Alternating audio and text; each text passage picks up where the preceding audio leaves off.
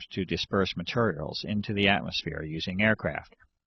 The EPA does not acknowledge the receipt of or the existence of physical materials within the correspondence. In October of 2000, a series of more than 1,000 petition letters of concern was sent to Carol Browner as an indication of significant citizen concern on the aerosol issue. The EPA responded once again in December of 2000 that they continue to remain, quote, unaware, unquote, of any aerial application of chemical or biological substances that may have an adverse effect upon the population. After a period of approximately 6 months, the EPA continues to take no action regarding the identification of the physical sample under their custody, and no acknowledgement of the receipt of that sample is made. The discovery of unusual biological components within that sample by independent researchers heightens the concern for identification of that material.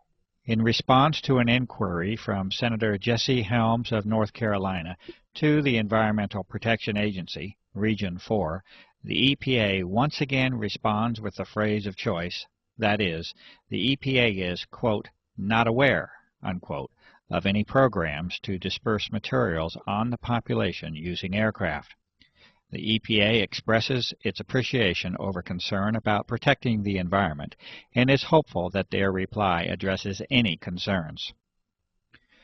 Greenpeace, an international environmental organization, when contacted regarding the aerosol issue, stated in September of 2000 that they are, quote, unable to comment, unquote, and that they do, quote, not have an official position, unquote, on the matter.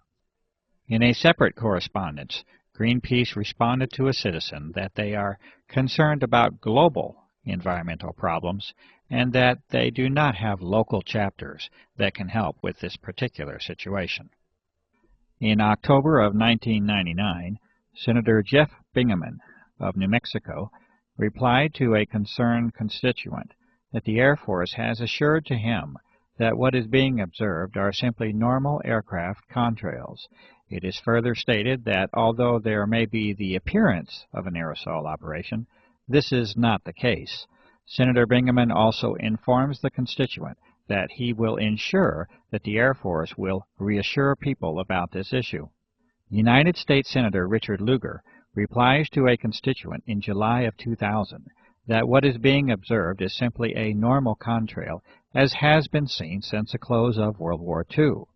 Furthermore, Senator Lugar states that the FAA, NOAA, the EPA, and academic professors have examined the claims only to find out that they have been made by disreputable sources and that upon challenge provide no evidence or data. Representative Mike Thompson of California replies in April of 2000 to a concerned individual that what is being reported and observed is simply a normal consequence of aircraft traffic and that there is no environmental hazard or risk to health. The State of New Mexico Environment Department in September of 1999 acknowledges a number of complaints received regarding aircraft activities over the skies of Santa Fe, New Mexico. The Environment Department declares that the, quote, data, unquote, does not suggest that any illegal or clandestine activity is occurring. A scientific document that discusses the nature of normal contrail formation is included within the reply to the New Mexico resident.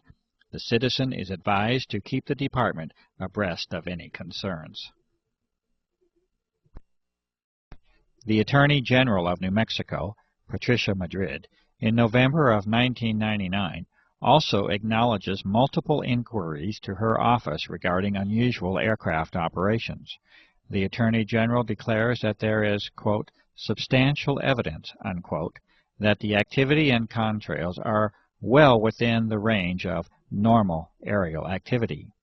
After issuing this notice, Patricia Madrid declines to respond to 2 personal visits made to her office by Clifford Carnicom, a concerned citizen, to discuss the aerosol issue. The Ohio Environmental Protection Agency responds to a citizen in November of 1999 by stating that they are, quote, unable to complete an investigation, unquote, and that they do appreciate the concern expressed by the citizen about the environment. The ABC News 2020 investigative journalism staff respond that, quote, unfortunately, unquote, a request for examination of the aerosol issue was not chosen, and that 2020 thanks the citizen for thinking of them and being in touch. And in June of 2001, 1.5 years after the original submission, the United States Environmental Protection Agency acknowledged the receipt of the unusual fibrous physical material. This acknowledgement followed a Freedom of Information inquiry on the topic submitted by a citizen. The EPA refused to identify this sample, stating that it, quote, was not the policy of this office of EPA to test or otherwise analyze any unsolicited samples of material or matter.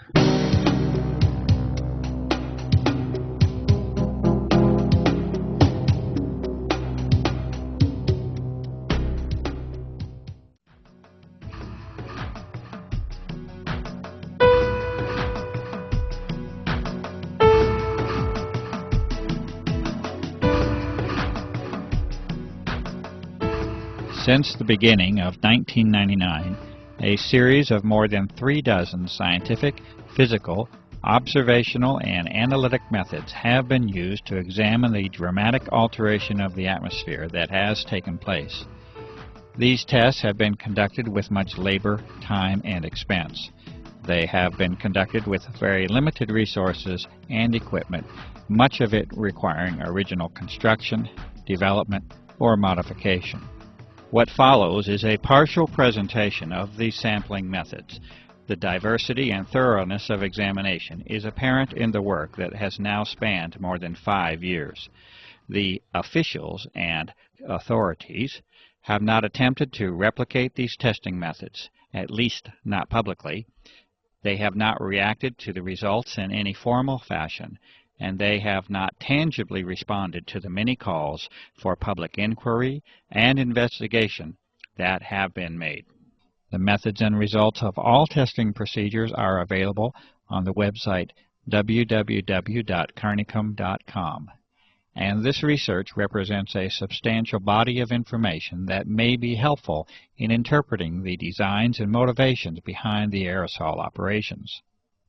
Essentially, the method is one of reverse engineering for a global covert operation, and there is no limit to the work that remains to be done.